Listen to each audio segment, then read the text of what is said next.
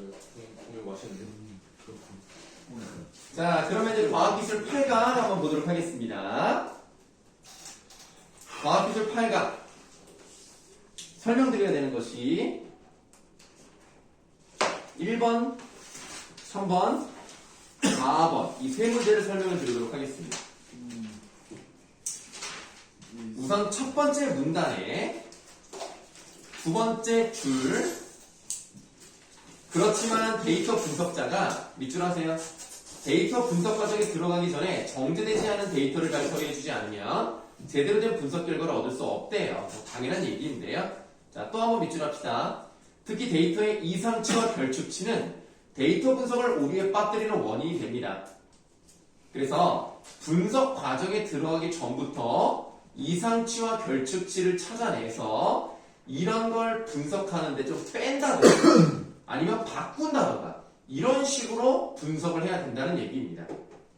다음 문단. 그럼 이상치와 결축치가 뭔지를 알아야 되겠네요. 기억, 밑줄 하세요. 이상치는 정상적인 범위 밖에 있는 값으로 단 하나라도 존재하면 분석 전체에 큰 영향을 미칠 수 있다. 가령 하나의 이상치가 데이터 평균을 크게 바꿔놓을 수 있다까지 밑줄 하시면 되겠습니다. 이상치라는 것이 너무나 커버리면 평균값이 올라가 버리잖아요. 그럼 이건 제대로 된 데이터 분석이 되지 않을 것이다. 이상치는 데이터를 수집하는 과정에서 오류가 개입되어 발생한 것으로 간주되므로 찾아서 제거해야 한다. 이상치를 이해하기 위해서는 데이터의 분포를 가늠하는데 유용한 사분위수에 대해 알 필요가 있다.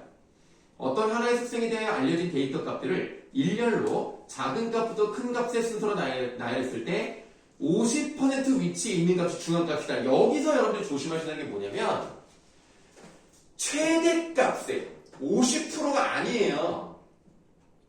순서대로 가운데 있는 것을 말하는 겁니다. 예를 들어서 여러분들 1, 2, 3, 4, 5 그다음에 10, 15, 20, 50 하나 더 쓸게요. 100 이렇게 9개가 있다고 가정을 하면 여기서부터 순서를 세면 1, 2, 3, 4, 5 얘가 다섯 번째잖아요. 아, 내가 지금 10개를 썼구나. 하나 지울게요.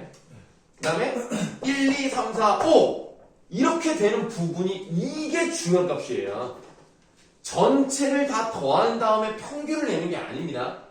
또는 최대값이 50이니까 50에 50% 25 이게 중앙값 이것도 아닙니다. 순서대로 나열했을 때 홀수개가 있으면 위에서 셀 때와 아래에서 셀 때 이때 정확히 만나는 지점이 있을 거 아닙니까? 이게 중앙값이에요. 그러면 이 중앙값이 중앙값 고를 때 예를 들면 짝수일 수도 있잖아.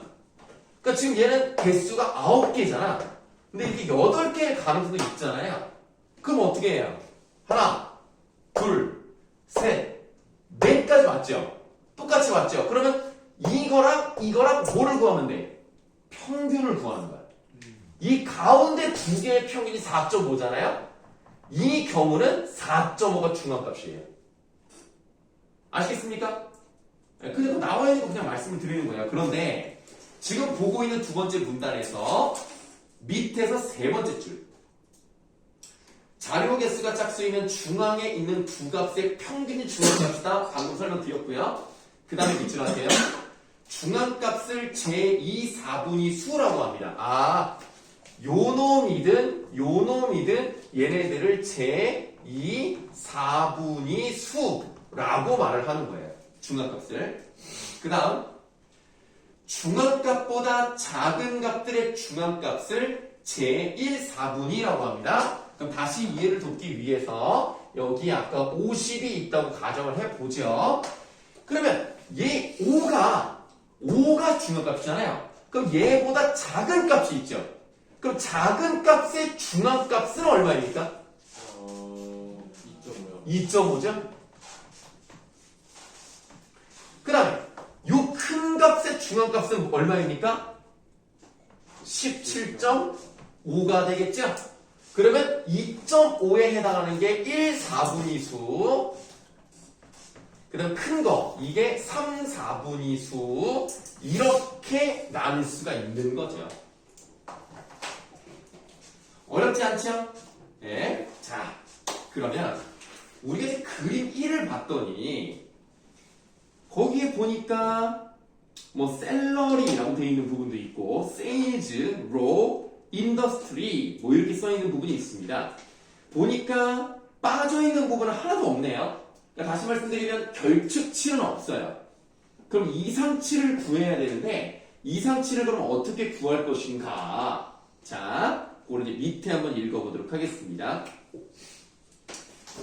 그 그림 밑에 있는 글에서 네 번째 줄부터 한번 읽어볼게요. 그림 1에서 열 이름이 row인 열의 데이터 값을 모두 선택하여 상자 수형 도표를 그린 것이 그림 2이다.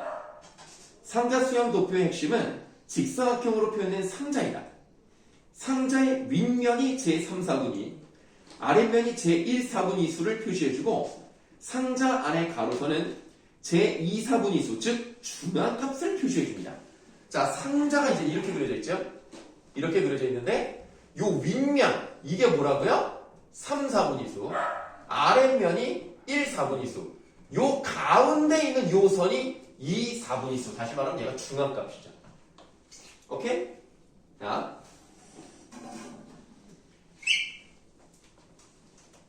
그림 2에서 제3, 4분위는 20, 제1, 4분위는 12.4, 중앙값은 15.5이다. 이거 뭐 써있으니까 그냥 그대로 쓰면 돼요. 이거 12.4죠? 요렇게 이제 되는 거예요. 이상치를 판단하는 절대적인 기준은 존재하지 않지만 통상적으로 IQR을 이용해서 판단한대요. 그럼 IQR이 뭔지를 알아야 되겠네. IQR은 인터쿼틸 레인지의 약자로서 밑줄 하자. 제3, 4분위 수와 제1, 4분위 수의 차이래요. 그러니까 이 상자의 높이를 말하겠죠?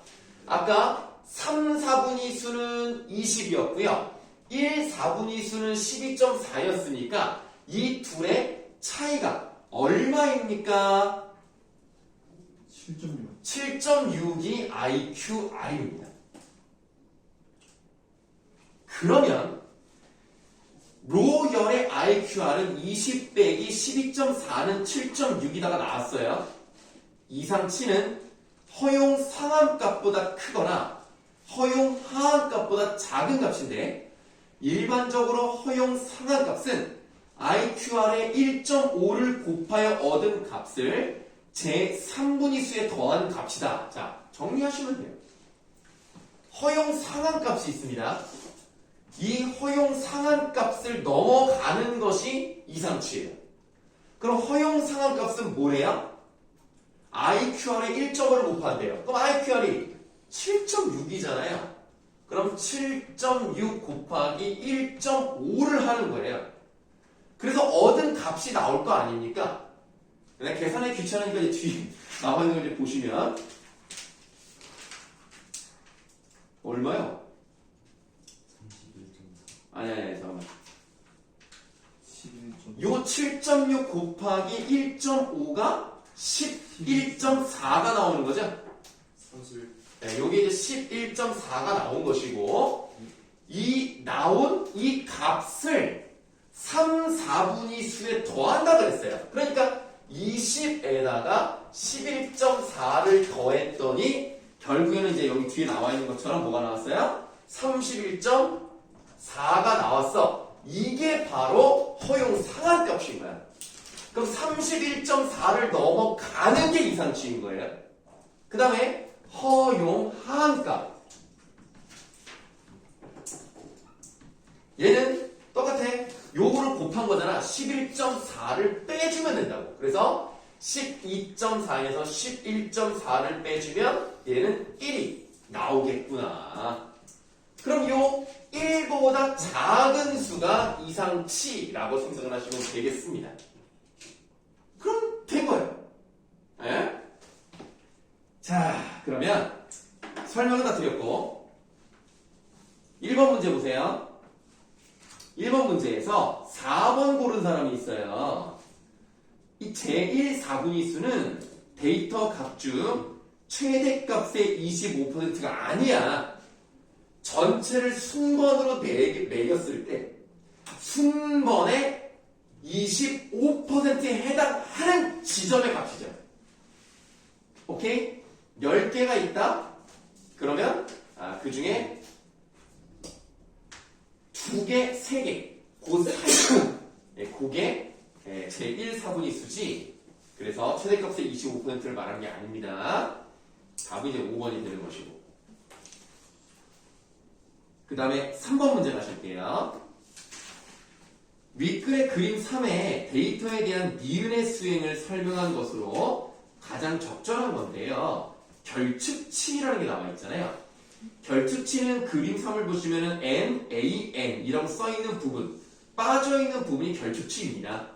그래서 만약에 세일즈 열을 보시면 5번째와 다시 할게요. 4번 열과 5번 열, 4번 행과 5번 행 여기에 결축치가 발생을 했어요. 그러면 전체가 10개의 줄로 되어 있거든요. 10행 중에서 2개가 빠졌으니까 8개가 남아있잖아요.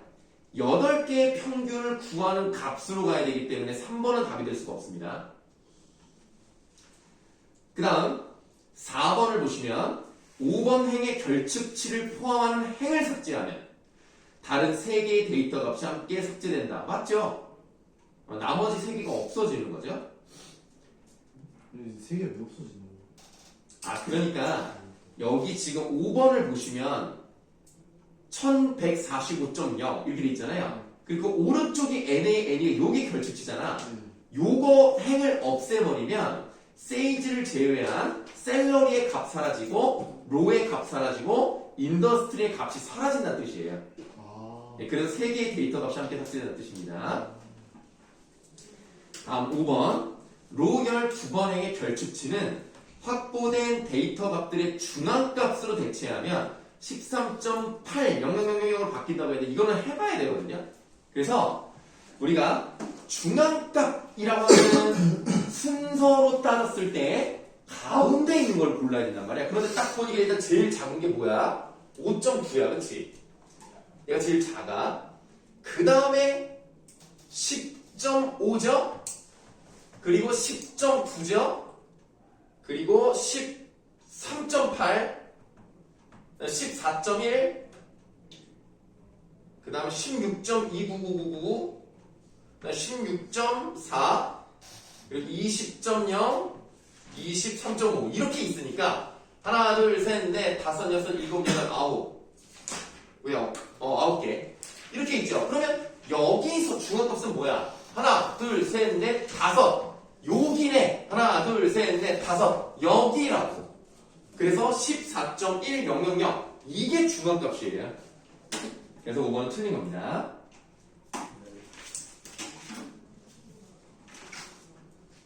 이제 대망의 4번 문제. 4번 문제를 제일 많이 틀려요. 이건 아예 이 문제를 이해를 못하는 경우도 있더라고. 3번? 제가 문제를 잘못 냈어요. 왜요? 잘 냈는데? 근데 제가 1, 3, 5번 3개를 구분을 못했어요. 맞는지 틀린지 모르겠는데. 자, 봐봐. 뭐지? 우선 보기 1번부터 차근차근 갑시다.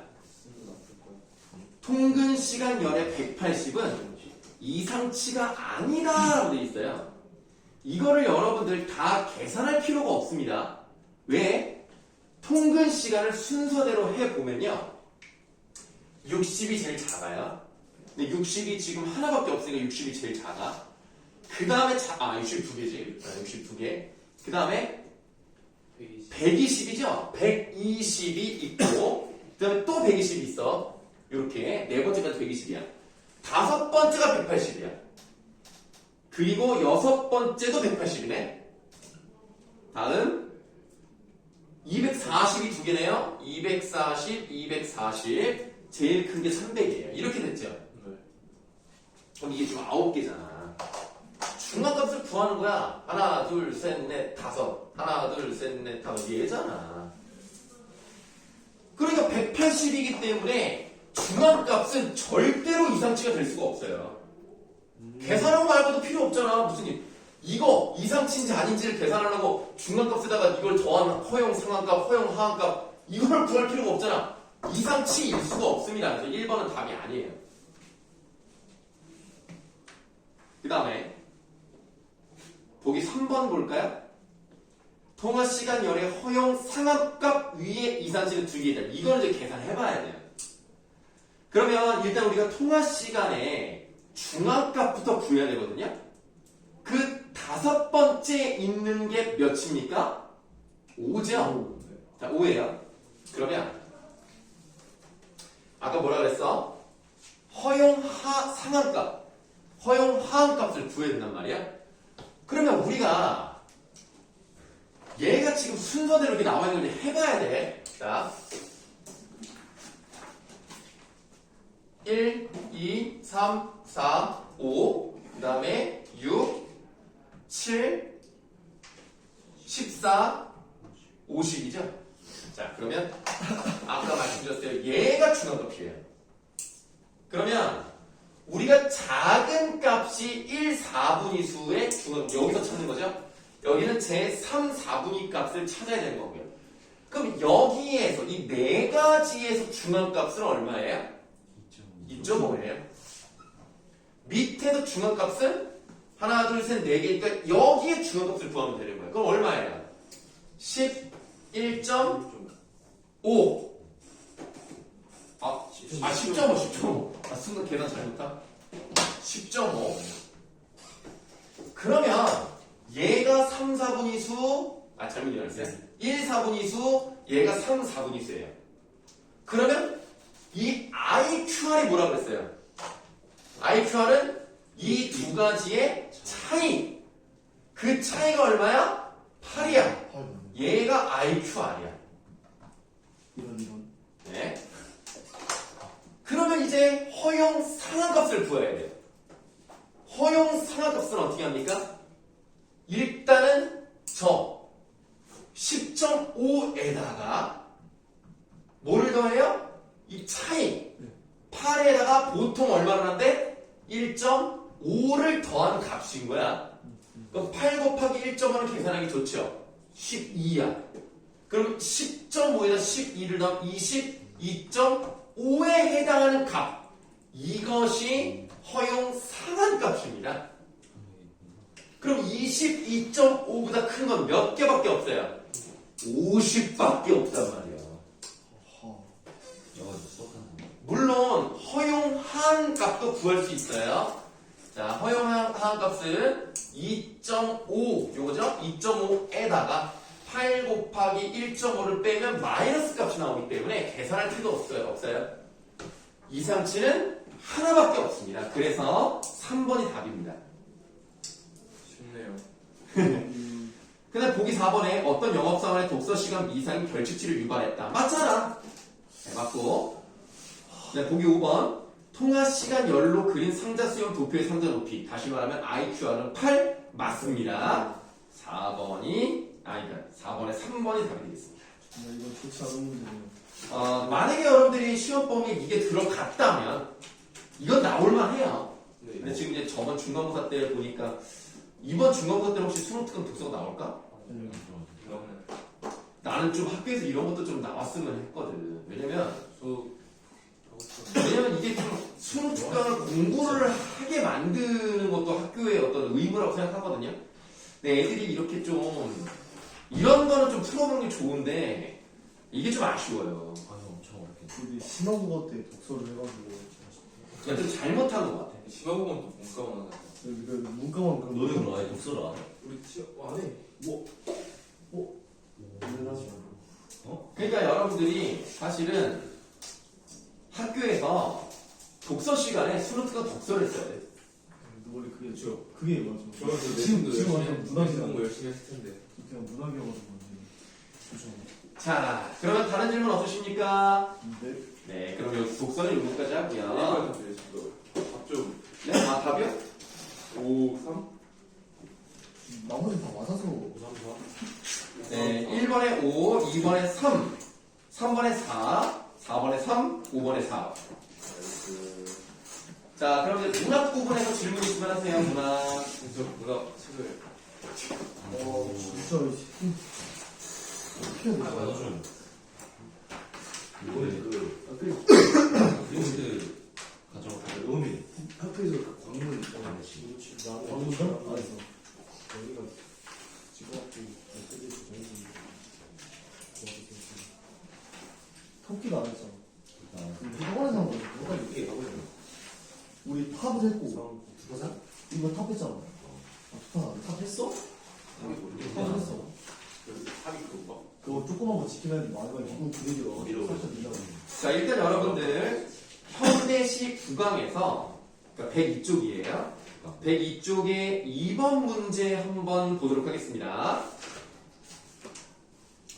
2번 문제를 보시면은 2번에 보기 1번 기억은 대문짝마다 떨어져 나간 폐가 앞마당에 핀 복사꽃의 색깔이므로 화자가 드러내고 있는 분노의 감정을 환기한다라고 되어 있는데 운동 아니에요. 예, 이 복사꽃은 그냥 아름다운 자연의 모습을 나타내고 있는 겁니다.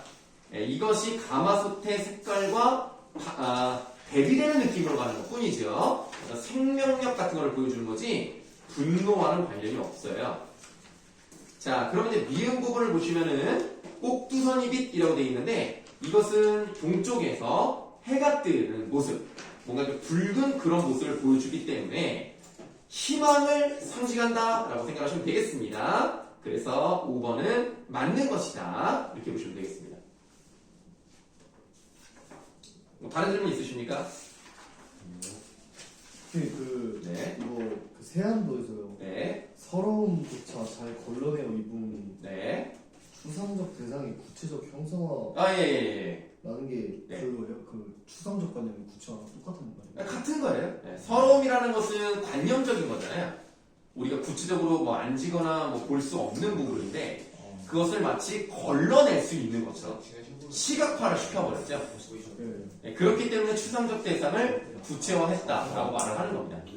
선생님 그 새벽 편지를 학교에서 한 거 같아요. 뭐라고요? 새벽 편지. 아, 새벽 편지요? 새벽 편지가 초토의식 옆에 있는 거 아니에요? 언제 거지? 그래요? 네, 했잖았어요. 그럼 초토의 시도 했다는 거예요? 했어요. 몇 줄이야? 이 초토의 시랑 새벽 편지는 선생님이랑 나랑 그 1월인가? 수틀 나오기 전에 2월인가 했을 나오기 전에 뭐, 예, 그랬어요. 좀 꽤 됐어요. 한 3, 4개월 된 것 같은데? 하긴 했었어요. 근데 어쨌든 여기 시험범위 들어갈 가능성이 있겠네요, 그러면. 자, 다른 질문이요.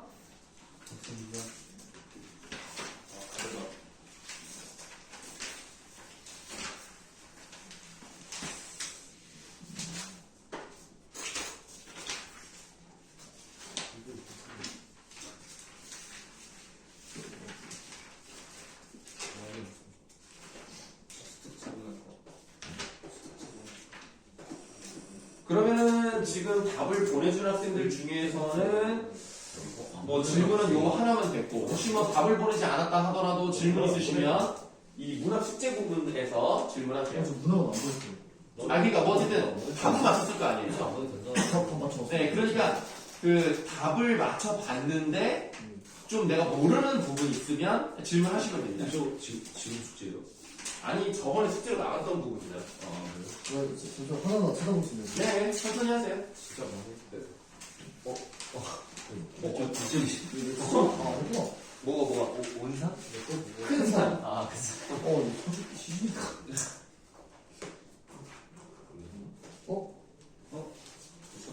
큰 산이 고려등 시간. 현대소설입니다. 현대소설 7강이 큰 산입니다. 틀렸다.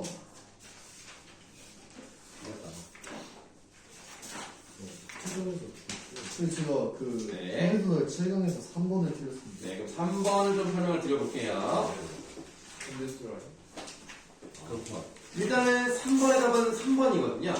아, 이거. 네, 나가 집에 혼자 돌아온 이유를 추론할 단서가 된다라고 되어 있는데 지그새 이 정도로 폐연하게 비가 쏟아지는 날은 그러니까 이것 때문에 얘가 혼자 돌아왔다라고 추론할 수는 없잖아요. 네, 그래서 2번까지만 보고 2번을 골랐는데 네, 그 보시면은 아마 저 신이 고무 성분이 덜 들어가가지고 말랑말랑하지 못하니까 말랑말랑하지 못하다는 것은 큰 충격을 받을 때 부러질 수 있거든요. 그러니까 버렸겠구나 라는 생각이에요. 그래서 신발이 버려진 이유에 대한 나의 짐작이 나타난다면 2번은 맞죠. 네. 특히 어디요? 방안전. 아 방안전이구나. 토끼전. 토끼전? 이번 쪽이야? 148. 9점. 기전? 1번. 토끼전. 1번. 네, 토끼전에서 어떤 게 궁금하실까요? 저기 2번이 좀 궁금해요. 네, 2번. 궁금한 게 어딨어? 아, 밑글의 인물에 대한 이해가 적절한 건데요. 답은 3번입니다. 잘하는 수궁의 대왕이 인재를 등용하는 방식에 대해 높이 평가하고 있다라는 부분을 찾아보시면 되겠죠. 이 부분은 저번 시간에 설명을 드렸었는데요.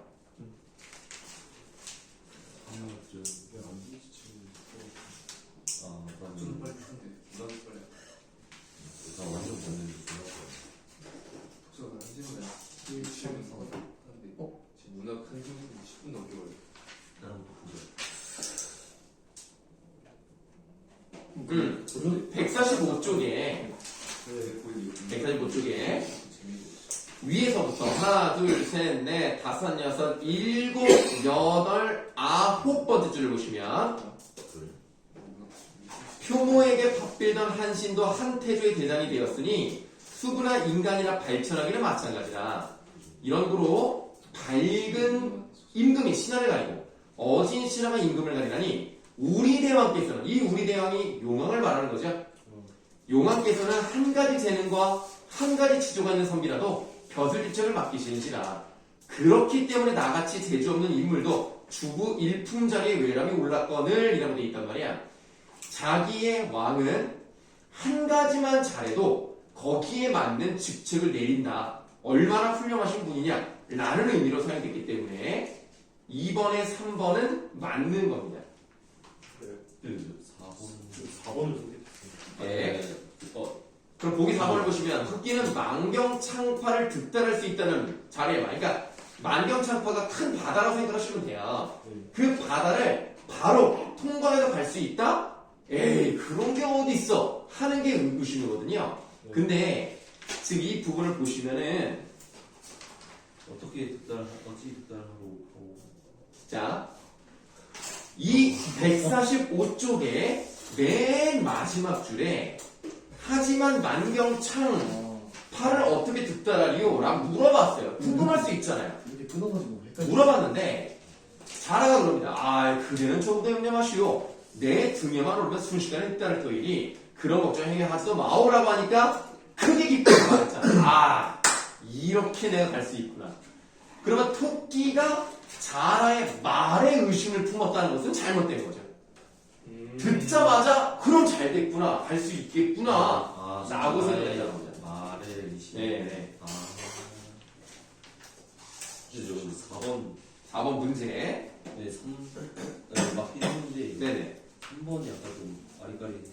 한번 보죠, 그러면. 자라가 B에서 A로 혼자 이동하게 된 것은, 그러니까, 한마디로, 토끼에게 속은 걸 알고 그냥 돌아간 걸 얘기하는 거죠. B에서 A로 갔으니까. 혼자 갔으니까. A를 경험한 토끼가 자라의 속임수를 믿었던 예전과는 다른 성격의 인물로 변했기 때문이고, 물론, 어떻게 봐야 되냐면, 속았을 때는 허욕이 앞섰던 사람이에요. 그래서 나도 거기에 가면은 높은 자리를 차지할 수 있겠구나 라고 생각을 했었던 겁니다. 이게 욕망이 있었기 때문에 그런 거예요. 그래서 그 욕망을 가지고 있어서 갔는데 이것 봐라 그게 아니네 해서 다시 육지로 돌아와서 헛된 욕심을 갖지 말아야지 라고 생각을 먹었다 정도의 의미로 보시면 될 것 같습니다. 그래서 사실은 성격이 바뀌었다라기보다는 내 생각에, 선생님 생각에는 좀 처세가 달라졌다라고 보는 게 좀 더 맞는 것 같긴 합니다만, 네, 그 정도 의미로 해석을 하시면 3번은 맞는 것이다. 그럼 저 광문자전 자, 그러면 토끼전은 없어요? 네. 그럼 넘어가서 광문전이 앞에 있죠? 네, 광문전이 고전 한번 8강입니다. 자, 광문전에서 뭐 질문하세요? 저 이거 1번에 저 4번을 보는 네. 4번을 했었던 서술자가 작품에 직접적으로 개입하여 라는 것은 이제 편집자적 논평 또는 서술자의 개입이라는 거죠. 근데 이제 그런 부분이 그냥 말 그대로 찾을 수가 없어요. 그러니까 이거는 평가를 내리는 부분이 사실 없고요. 있는 그대로의 얘기만 쭉 펼쳐놓은 듯한 느낌으로 갑니다. 그러니까 없어요. 그냥 없기 때문에 4번은 아니에요. 직접 없나? 우리가 일반적으로 고전 소설에서 편집자적 논평이 나오는 부분은 의문사가 나오고 의문형 조변어미로 끝나는 부분은 100% 서술자의 개입이라고 보시면 돼요. 의문사가 나온다는 건 뭡니까? 누가, 어찌 이런 말이 나와야 돼요. 그 다음에 어찌 뭐뭐 하랴, 어찌 뭐뭐 하겠는가, 누가 뭐뭐 하랴 이런 식으로 끝난단 말이에요. 대사 부분이 아니고 서술 부분에서 그렇게 나오면 전형적인 서술자의 개입입니다. 근데 그게 없어요 일단. 물론 그런 형태가 아니더라도 편집자적 논평은 가능합니다. 근데 여러분들이 눈으로 확인하기 좋은 것들에 대한 설명을 드린 것 뿐이에요. 그게 없어요. 그래서 1번에 4번은 답이 아니에요. 뭐 다른 문제? 지금 큰산, 폐촌행 세안도, 광무자전 토끼점, 일동 자규각까지. 일동 정의가가 숙제예요. 근데 재미없는 시기 아니에요? 야, 진짜 재미없네. 일본어로. 네. 그래서 일본 그 살짝 엇가면서 네, 맞아요. 부러워가지고 저게 다 믿고 해야 되는데. 제가 실수가 안 풀었어. 안 들어올까고? 실수로 문제 풀어버렸어. 상당히 너무 어려워요. 어떤 산문이야? 고전 산문이야? 지금 문제가 그냥 시원지 소설이 읽기도 쉽고 재미도 없고 문제도 안 풀리고. 어쩌겠습니까? 수학을 한 시로 해야 되는 것처럼 재미없는 분야에서 해야 되겠죠. 독서는 필요한데 빨리 풀리는데 선생님 문학에서는 질문 없으십니까? 그러면 문학책 없는 사람은 한 명밖에 없는 거죠? 네, 그러면 그거 선생님이 오늘 수업 나갈 부분 뽑아오는 사이에 쉬는 시간 갖고 이어서 하도록 하겠습니다.